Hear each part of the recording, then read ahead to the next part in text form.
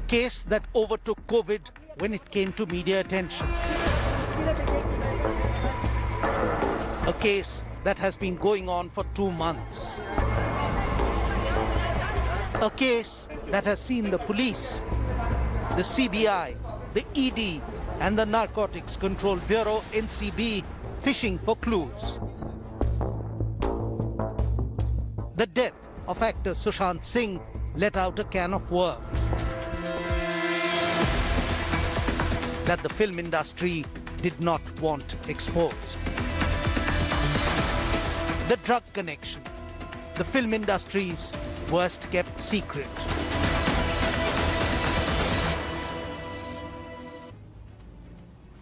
Hello and welcome. You're watching News Unlocked, the show that goes beyond the headlines every night. At a time when the Sushant Singh Rajput case has brought the spotlight on alleged drug networks connected to the film industry, we delve deep into this link. We go beyond just what is happening in Bollywood, but also to the sandalwood nexus that is now being uncovered in Karnataka. Let's be honest, drugs, particularly ganja, has been freely available in many of our major metros. And possibly it's not just the film industry, but other areas too, where this is the worst kept secret. As I said, it's not just Bollywood, but remember the Central Crime Branch of Bengaluru is probing a drug scandal in sandalwood, the Kannada film industry, and already a top actor has been arrested. So we are going to look today into just how deep is this nexus. Is it exaggerated? Is it a lot of hype? Or is there some reality in the fact that drug consumption and procurement is now increasingly proliferating across industries like cinema and glamour? Our focus starts with the Kannada film industry, where Nolan Pinto has today's News Unlocked story.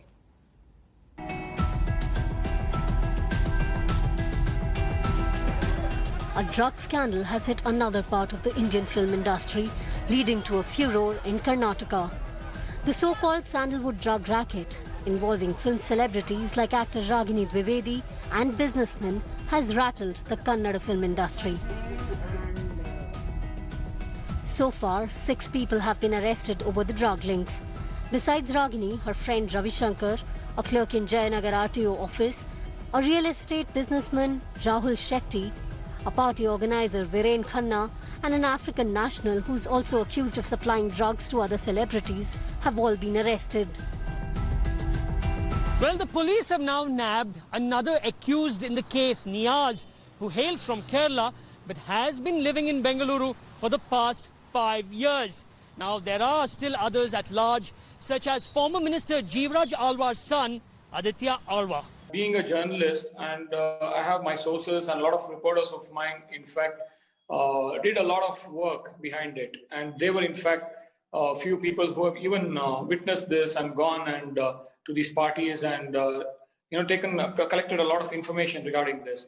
And especially during the COVID and in the recent past, a lot of these third-generation actors and actresses who are involved in these rave parties, drug abuse. It's not just weed or marijuana, it is more than that. It was LSD and cocaine.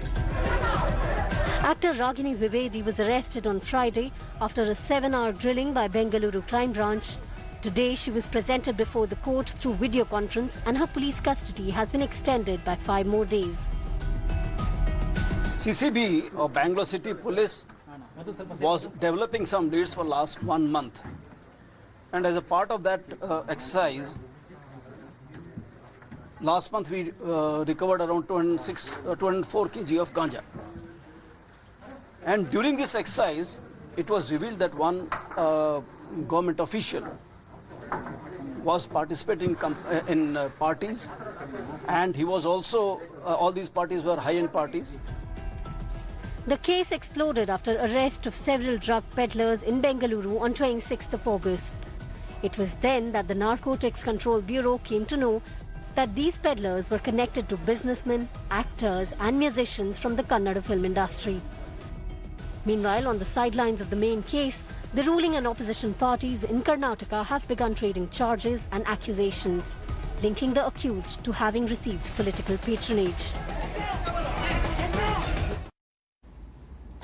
My first guest is a very special one, therefore, on this story to try and understand, because he is, in a way, someone deeply connected with the Kannada film industry, and he's also done Hindi films.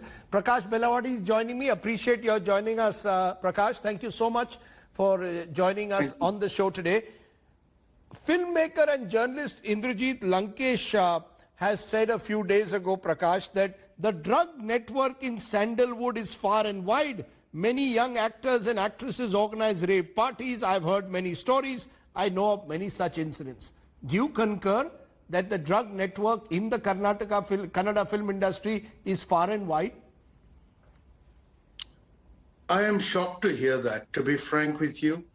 Indrajit Lankesh is a very close friend. I mean, I've known him from the time he was a baby. I'm really shocked. But I must say that, I'm out of the age group to be included in all these wild parties if they do happen. I'm not like an insider in Bollywood either, so I don't know. I don't get invited to these parties.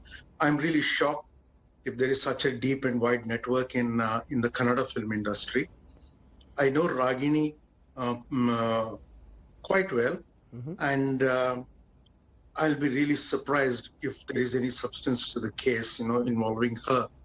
But as I said, I don't want to prejudge. I don't know, but I hope she comes out of it without too much damage, and I'll be able to work with her again. I want to come to something you just now said, which is effectively suggesting it's a generational shift, that the younger actors possibly are part of a culture where high-end partying, so-called rave parties, are seen increasingly as the done thing. Do you believe that there is that generational change? Have you seen it around you, that the younger actors seem to sort of live life in the fast lane, where maybe, drugs, which may be ganja, which is just taken as recreational drugs, are par for the course? I want to tell you a very small, a very short story about what I think the generational change is. For a very long time ago, I was a crime reporter in Indian Express, Bangalore. I was a very junior reporter, but the crime beat was a big beat in Indian Express those days, and there are 3 or 4 of us assigned to cover courts, go and read the FIRs. I mean, the drill, that generation. Yes. We had to go to courts, look at the FIRs and come with the stories, And one day, one of our reporters, somebody who was even more junior to me, came from one court saying, a ganja had been seized. And he told the court that he was going to take it to the office to check with his on what quality ganja it was. And I can't mention the name of the colleague who took it out, came back flying into the office late in the night, saying, go and tell the judge, man, magistrate, man, it's very good stuff. We could laugh about it. I could even tell the story, but now I don't dare tell the name of the reporter who came back into the office, having smoked the stuff. Because I think this is a more moralistic generation. Ganja, even those days, going around quite freely. And I think society would be shocked those days if somebody took ganja. But I think now everybody knows a lot of ganja goes around, but everyone pretends to be shocked, I think. So that's what I'm coming. Is there a hypocritical, is there a hypocrisy when we today target, let's say, the Kannada film industry and say, look at this, an actor's been arrested, they were taking drugs, because the flip side is there has been ganja, which has existed possibly at all kinds of levels in society, and small quantities of recreational drugs are taken. The question is whether these actors are part of a wider network, a cartel, which we don't know at the moment. But I just want to understand, does the glamour industry, you think, become much more vulnerable in a way to possibly this industry, to drug taking? No, I think there is a very big danger if it moves beyond ganja, because you're right, because there is peer pressure and everyone wants to be included and look cool, and they would like to participate, and you can get to meet all these actors only at parties, I guess. And young people are very vulnerable, very insecure, want to belong, want to be accepted. And, there is indeed a very grave danger. In fact, this is something that is going to affect, more affluent families, children of more affluent families than the poor ones, because these are expensive habits. And people in the creative industry, Mr. Sardesai, this is the truth, that people in the creative industry tend to be more anxious, more insecure, more looking for approval all the time, and things could go wrong. And the grave danger is because they become role models in many ways to impressionable young people. Some copycat behavior will happen, and then it can become a real serious problem for society. And that is the thing. I feel like I'm completely like Rip Van Winkle out of the game, and I'm shocked that they're using words like mafia and racket and stuff like that. It's very scary. It's interesting how you're putting it in perspective, and there is something in what you're saying. The anxiety of a sort of high-profile industry and insecurities of the film industry and glamour industries can bring, because there's a sense also in cities like Bangalore, you have these high-end party planners. One of them has been arrested in this case. It's all become part of a particular subculture. It was alcohol 30 years ago, and it's a bit of possibly, drug taking at a recreational level today. That's true. The hypocrisy is that, alcohol is a drug. It's a depressant, and alcohol abuse is a severe problem among young people. I have indulged, in alcohol for 30 years, 40 years, and 30 years at least. It is dangerous. And the government of Karnataka is the biggest dealer, is the sole distributor of alcohol, So I'm saying you're willing to make money out of one drug that you moralize as acceptable, and you're willing to trash some other drug which you've not yet caught up with the rest of the world and begin to look at it scientifically. So I think that is the hypocrisy. And I feel, like the Me Too cases, they've just disappeared from media, but a lot of people pay for it. Rightly or wrongly should have been decided by courts by now, but nothing has happened.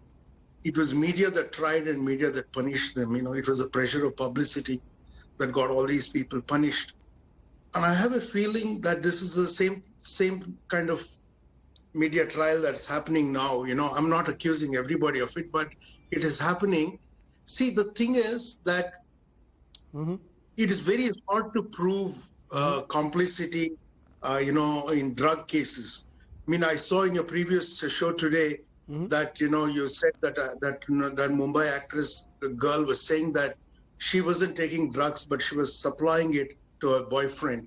Actually, that is probably a much more severe criminal offense than actually taking drugs, So the thing is, I feel they need a lot of counseling and an understanding of this game, and the laws are very strict, the laws are very archaic maybe sometimes, and the way we are dealing with it is not that these are just offenders, right? Most times victims themselves, of a bad habit, of the kind of society we live in, and they need counseling as much as they need, or do they need punishment? So, and as you said, it would be unfair to judge Ragini at the moment and suggest that she's part of a wider drug network. We'll allow the courts and the enforcement agencies to prove their case.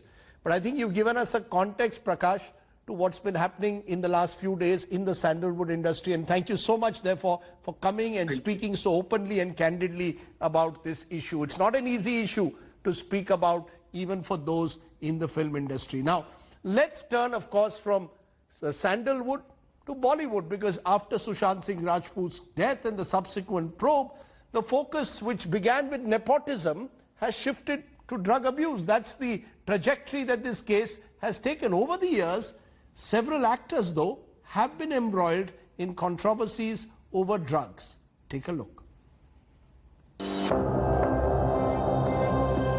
Bollywood is no stranger to tales of narcotic drug use, abuse and addiction. And And the latest twists of the Sushant Singh death investigation has once again brought under the spotlight Bollywood's old, tangled-up tale of drug use and some of its favorite actors. Sanjay Dutt reportedly dabbled with all kinds of drugs for as many as 12 years before being packed off to rehab in America by father Sunil Dutt. Well, I got onto drugs in college. It used to be कि nahi piyo to you're not in the scene kind of a thing. And I started that, but I got so hooked onto it that it took me about 10 years to get out. Actor Ranbir Kapoor, who played Sanjay Dutt in his biopic Sanju, has also confessed of being hooked to alcohol and experimenting with marijuana while shooting for Rockstar. Pratik Babbar reportedly came out sober from rehab in 2017. The actor had reportedly admitted that he was hooked on to drugs when he was just 13 years old. Pratik started with hashish and gradually started doing hard drugs such as cocaine, as per reports. Fardeen Khan was arrested by Mumbai police in 2001 for possession of cocaine. The case against Fardeen closed in 2012 as he was let off. Fardeen reportedly admitted that his addiction created a lethal dependency on the substances he was using.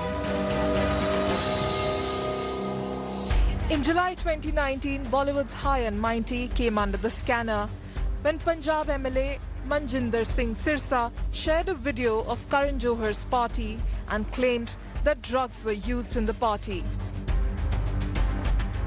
Sirsa even asked the police to take action against those present in the party.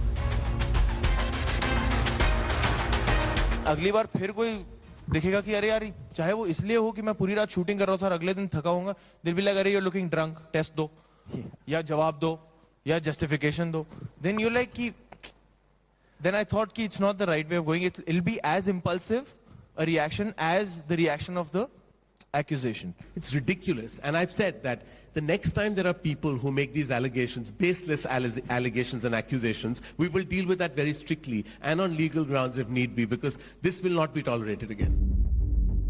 In late 2019, the Drug Enforcement Agency, or America's DEA, exposed actress Mamta Kulkarni's husband Vicky Goswami and Kim Sharma's ex-husband Ali Punjani. Both Goswami and Punjani were involved in one of the biggest drug rackets, which was linked to a former aide of Dawood Ibrahim. Even Kannada Ranaut shared a video in March 2020 where she confessed that she had been a drug addict when she was a teenager. 1.5-2 साल में मैं एक film star थी, एक drug addict थी। मेरी जिंदगी में इतने सारे कांड चल रहे थे कि मैं ऐसे लोगों के हाथों में लग चुकी थी कि जहां से मुझे शायद मौत ही निकाल सकती थी। The involvement of Narcotics Control Bureau in the Sushant Singh Rajput case has put everyone in film industry on the edge, it seems. Because if what sources suggest is true, and if drug abuse is as rampant in the film industry as it is believed to be, then many a Bollywood insider must really be spending sleepless nights wondering who will get exposed next. Joining me now is someone who at one level could be called a Bollywood insider. Mayank Shekhar is a film critic, one of the more prominent film reviewers in Bollywood. Appreciate your joining us, Mayank. What's your sense? Is it as widespread as it's been made out to be, or is it a lot of hype and propaganda? Is there something special about Bollywood, or is it just part of the high-profile celebrity circuit of Mumbai, where whether it could be a businessman or a film actor, or dare I say a sports person, they could all be taking a bit of ganja? Yeah, I think by and large, it feeds into the larger perception that people have of creative industries and show business in particular. It's going to be all sex, drugs, and rock and roll. And so it's a story to tell. It's a story that people will be interested in. But if you really bring it down to exactly what we're talking about, and in this particular case, in Sushant Singh Rajput's case, the sister's brother who's been held for marijuana. Now, marijuana is a derivative of bhang. And bhang is openly sold in government shops in Bhubaneswar and Banaras and places like that. Marijuana itself, if I'm not mistaken, was legal in India until 1985. And I'm pretty sure if you go to college campuses in India, or if you hang out with sadhus in India, you'll find more marijuana there than among so-called sinners of Bollywood. No, but is it frequent in Bollywood? Let's be honest. Is it part of a subculture now, Bollywood? As I said, I was told once by an old friend of Rajesh Khanna, the actor who used to play cricket with us, that हम काका के साथ रात तक drink करते थे, 10 बजे से सुबह 5 बजे. I'm just wondering whether the drink culture of the 70s has been now replaced by this recreational drug culture. And is it just recreational, or does it get harder at times? Well, I would like to believe that if anything, the drinking as the drug aspect, where people drink, for overnight, and you hear all these amazing stories like the Rajesh Khanna story, as you mentioned. There are lots of other names that come up quite often, and these are legends of Bollywood. But if you just see the new lot, the younger lot, they're extremely fitness conscious. They're also under strong contracts with corporate firms. I think I'd like to believe, in fact, that so far as drinking is concerned, it may have actually come down. Now, in terms of recreational use of drugs, I'd like to believe it's as much there as in most other places. In fact, I did a piece back in 2017, which was on how I was trying to argue how cocaine is becoming the new beer.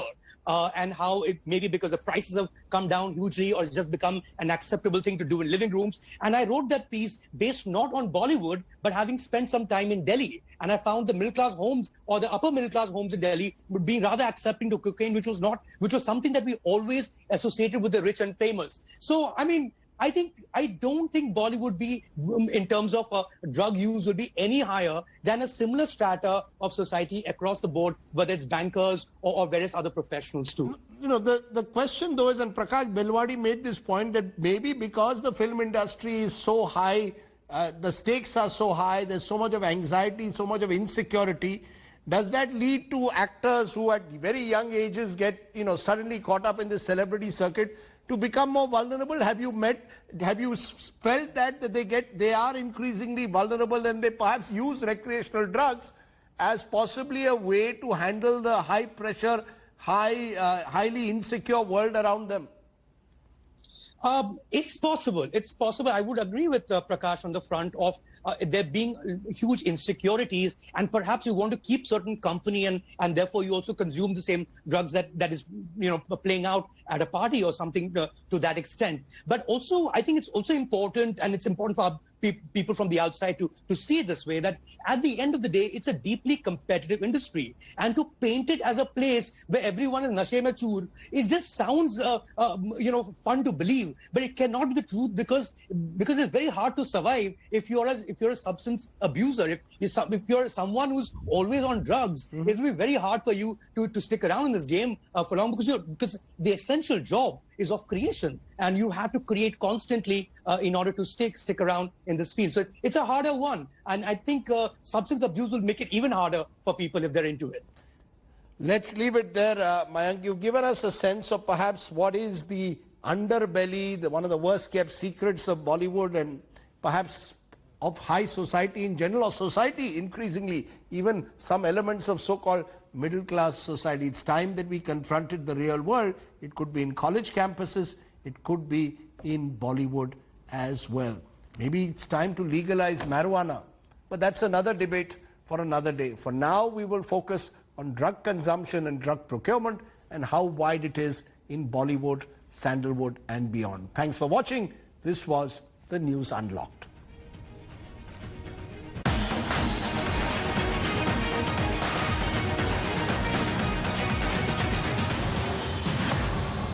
Hello everyone, this is Rahul Kamal here. Hope you enjoyed this video. For the latest news and analysis, like and subscribe the India Today YouTube channel, and don't forget to press the bell icon to stay updated.